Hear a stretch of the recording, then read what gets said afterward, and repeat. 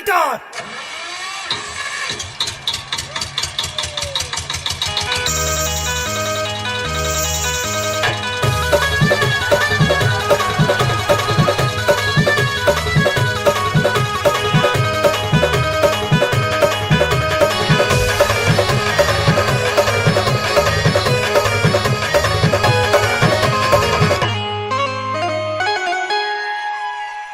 अरे हमने माना हम पे साजन, जिया हो फुलझड़ी, लगवा के छोड़बू हथकड़ी। अरे हमने माना हम पे साजन, यौवनवा भरपूर है ई तो महिमा राम के, ई तो महिमा राम के, में हमारा का कसूर है, ई तो महिमा राम के, में हमारा का कसूर है, ई तो महिमा राम के।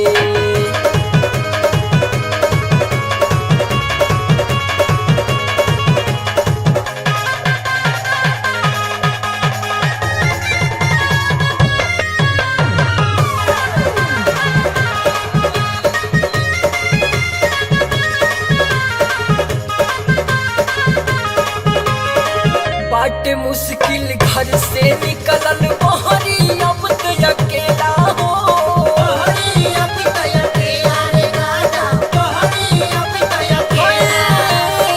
सारी रतिया फेंके लोगवा योगना में अब ढेला हो,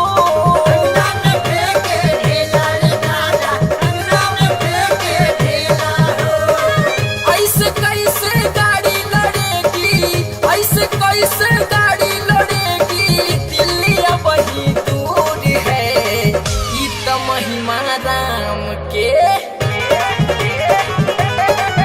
अरे ई तो महिमा राम के, में हमारा का कसूर है, ई तो महिमा राम के, में हमारा का कसूर है, ई तो महिमा राम के।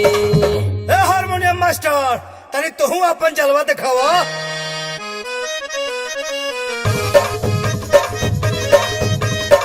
अरे वाह वाह वाह, हाय हाय हाय हाय हाय हाय।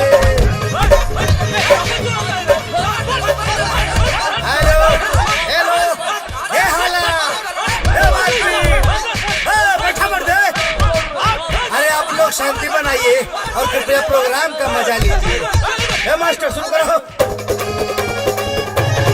हाय हाय हाय हाय, रंजीता रानी, अन्य जी की तरफ से 5,000 रुपए का पुरस्कार लगल बा।